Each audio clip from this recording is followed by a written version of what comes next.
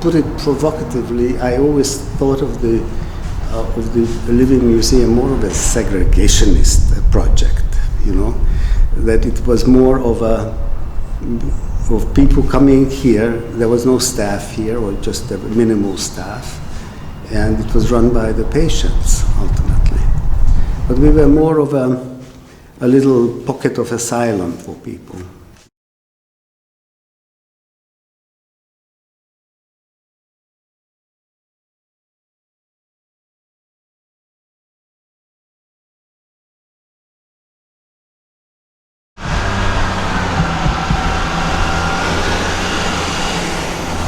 My name is János Martin, and my title, I'm an associate psychologist, and I'm the director of the Living Museum, and I've been working at Creedmoor since 1982. It's a very long time.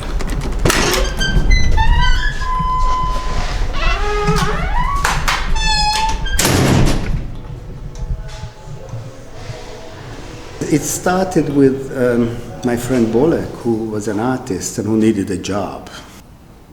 And we were both Beuys-ians. Joseph Beuys was the German conceptual artist at the time that was en vogue in the art world. The Documenta 5, I think it was. Documenta is in Kassel in Germany, and it's sort of the Olympics of modern art, and it sets the next 5 years of what's happening in the art world.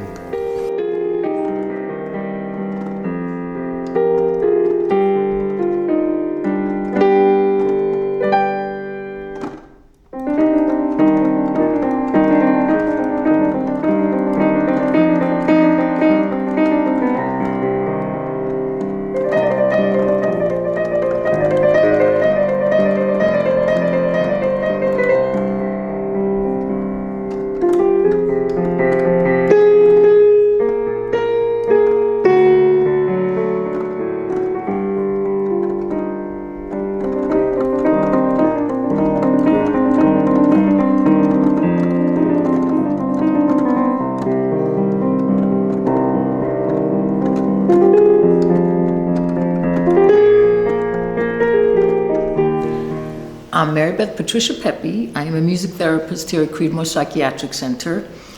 I initially started in Building 40 and working on the wards, and then I met up with Dr. Martin and we worked it out where I can come to the Living Museum and bring the music piece. And I'm here I'm at Creedmoor 34 years, but I'm at the Living Museum 22 years.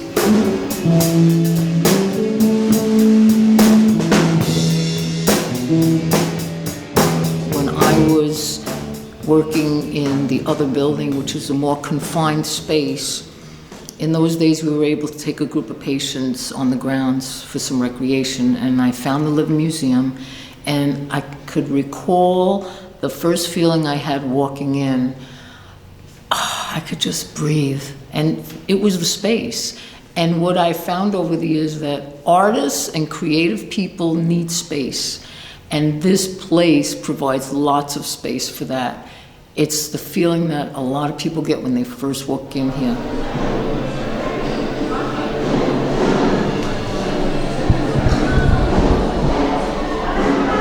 Well, it's a wonderful building. It was built with people with mental illness in mind.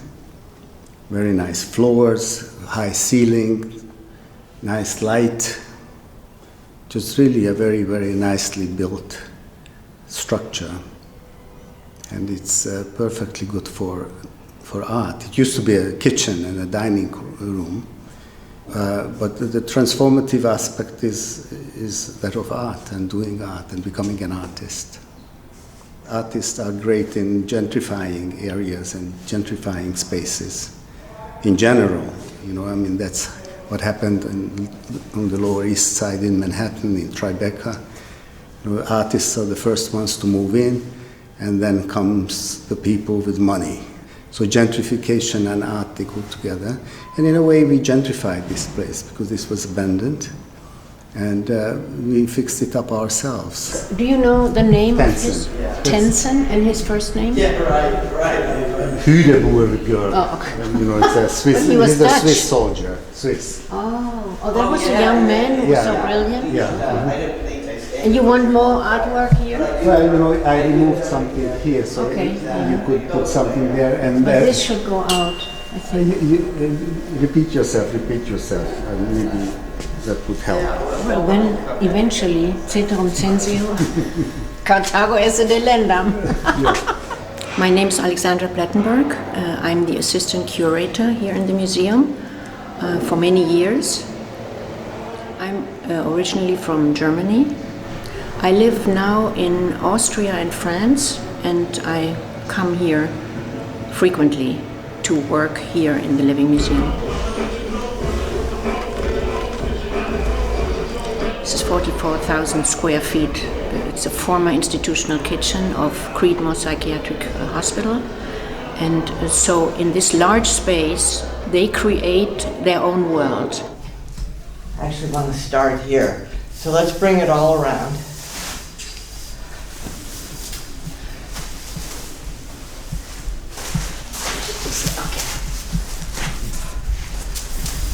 Yeah. Brilliant idea to do this because it's going to also brighten the room. Exactly. And because, you know, the problem with those cheap frames is the plastic has a lot of glare. Art and real estate, art and space go together. You know, it's not the space, it's art that is transformative and the activity that happens in the space. But for art, you need a good building, you need a good space, good rooms. That's the prerequisite.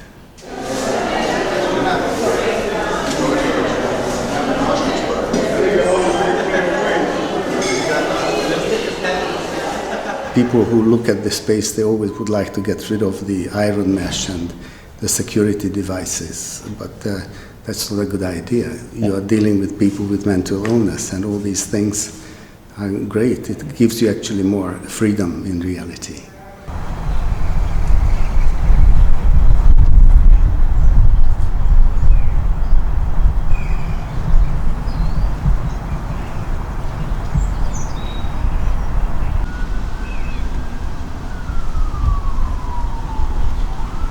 If you look at the layout of building 73, 74, this is 75, it was a self-contained area, and it was all gated or caged in, which looks terrible for the outsider. The first thing they would do when they come in and look at, oh my God, this looks like a big cage, and let's get rid of the cage aspect of it. And they destroyed the original idea of the building, which was that people would come from the two buildings, 73 and 74, those were the dormitories, and the architecture forced the staff and the patients to come here to the dining room area 3 times a day, rain or shine. And it was a safe space. You couldn't run away, you couldn't wander off, so you had the maximum amount of freedom ultimately. So while it looked bad because it looked like a caged-in area, in reality, it gives you a lot more freedom than what you have today.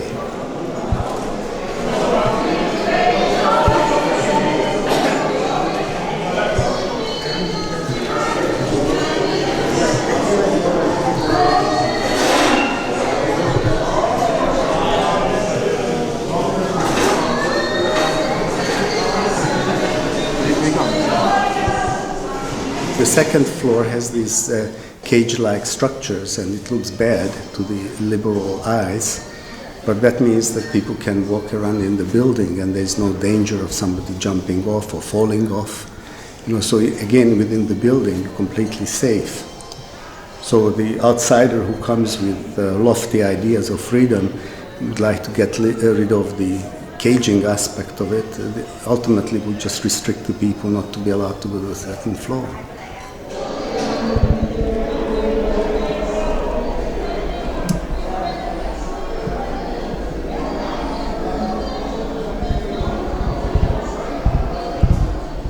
The process is not a good one. It's based on the idea that mental illness is like physical illness. And it is also the idea that it is unfair to characterize mentally ill people as different than you and me, which is also not true. Mentally ill people are systematically different than you and me.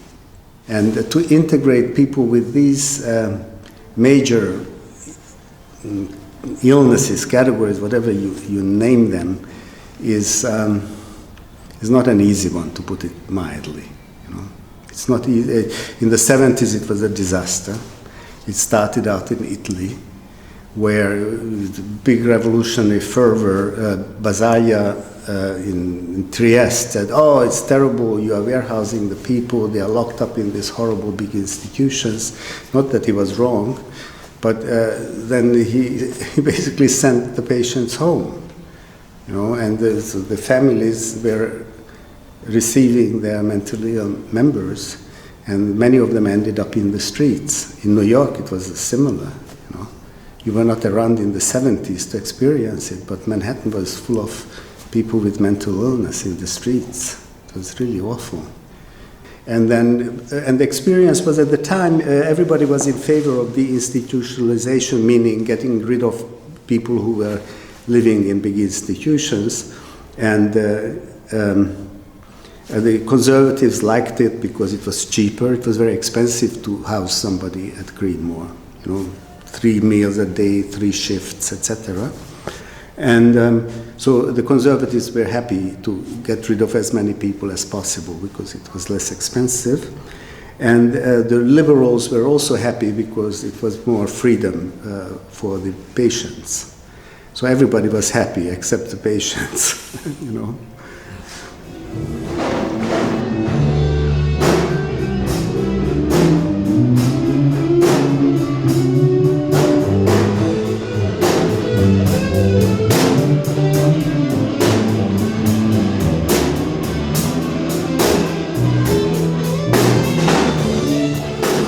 My name is Timothy Francis Quinton. I play the bass guitar with the DSM-5 and various other incarnations of the band.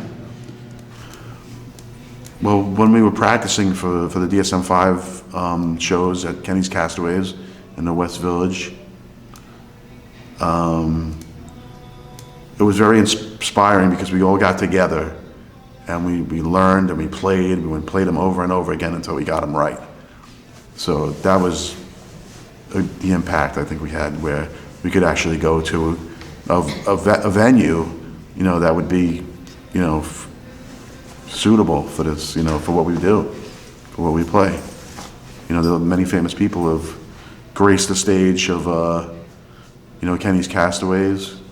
So it's just cool to say, hey, we played in the greatest city in the world, I have a funny thing in a way about somebody telling me how to play the guitar. I don't know. I mean, they'll give me the framework, and then they'll say, here's your space, and okay, you take over, which is cool, because, I mean, I don't see how they could possibly tell me every note I'm going to play.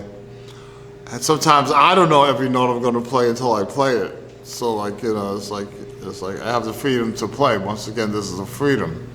I have freedom to play guitar pretty much the way I would like to play it. When it comes to art, this place is, it's not just music type art, it's other types of art, visual art also, but I guess for me it's mainly the music.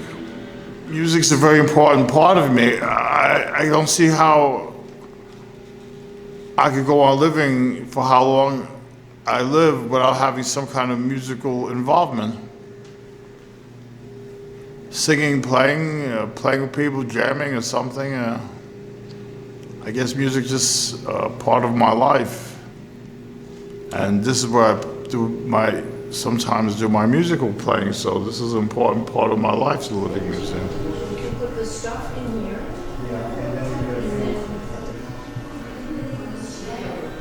We believe that people who do live with severe mental illness have special creativity, and that's probably hard to swallow for a regular artist. But these people have an authentic outpour of artistic production. There are many, many artists with mental illness in the past who have created extraordinary work, and we discover more than ever before. I mean, I could tell you the whole history of art created from people with mental illness that has inspired the whole modern art since the beginning of the century.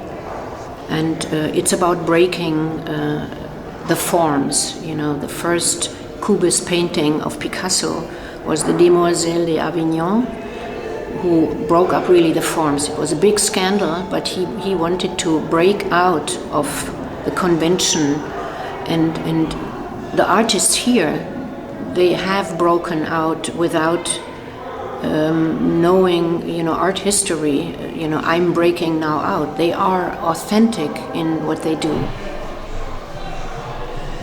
Art and mental illness, they go together. Modern art overlaps with mental illness almost completely. You know, modern art was about recognizing the code and then breaking the code.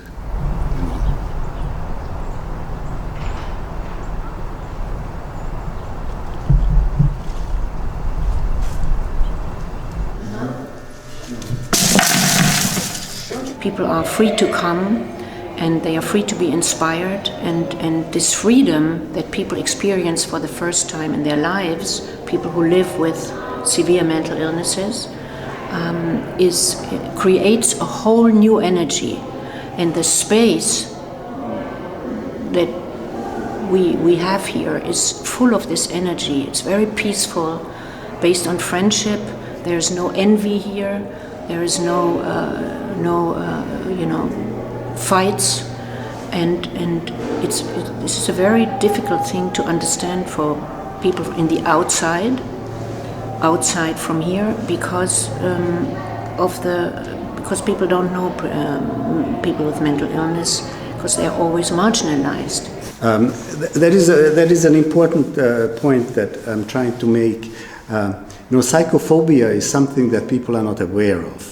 And it is the fear of mental illness, and it's a syndrome. It's a fear of everything connected to mental illness. So when people with radical ideas and enlightened ideas or liberal ideas or whatever, they have the same prejudice ultimately, and they just project their prejudice into the existing facility. You know, psychophobia is you cannot get rid of. I mean, it penetrates everything. It's like racism. Does racism affect some? Always. There's nothing that you do. The air you breathe is soaked in psychophobia, racism, sexism, whatever. You know.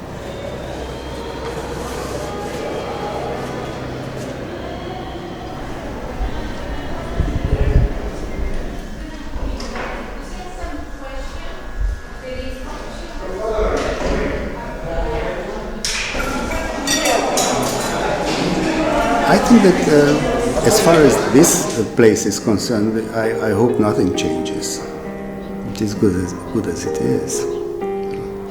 So I don't want people coming in here, and making big reforms and big, we're gonna do this, we're gonna do that, we're gonna be making it more famous, we're gonna sell more art. That's not the concept at all. The only general concern that exists is most people here live on disability. They are supported by the state, very, very minimal, but they are, and they are not allowed to earn money. But there are solutions, but in principle, it's difficult. I fear a commercialization, that somebody comes in and starts a business selling art of people with mental illness is the main thing.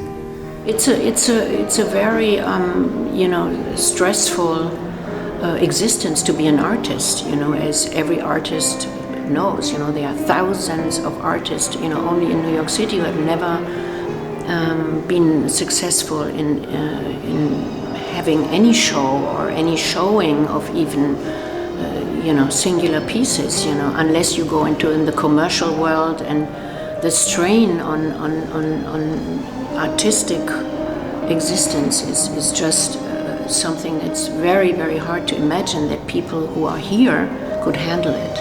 Art as a commercial venture is kind of too difficult. You know, the art world is just too nasty.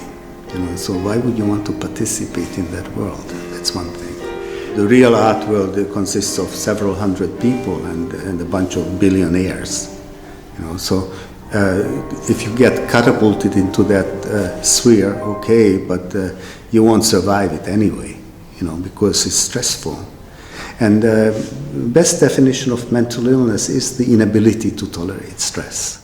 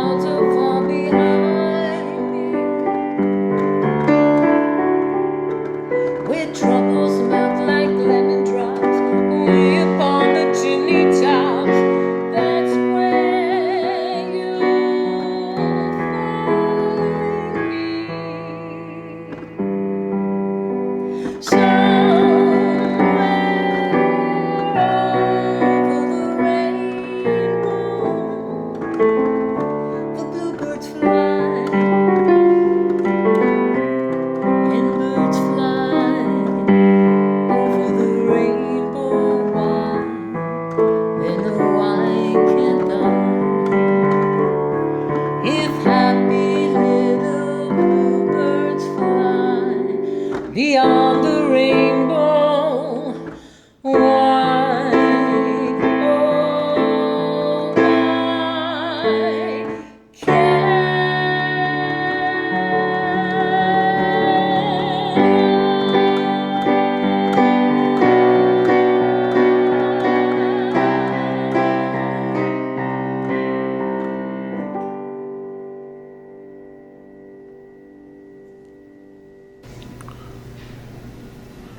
I think we're all unique.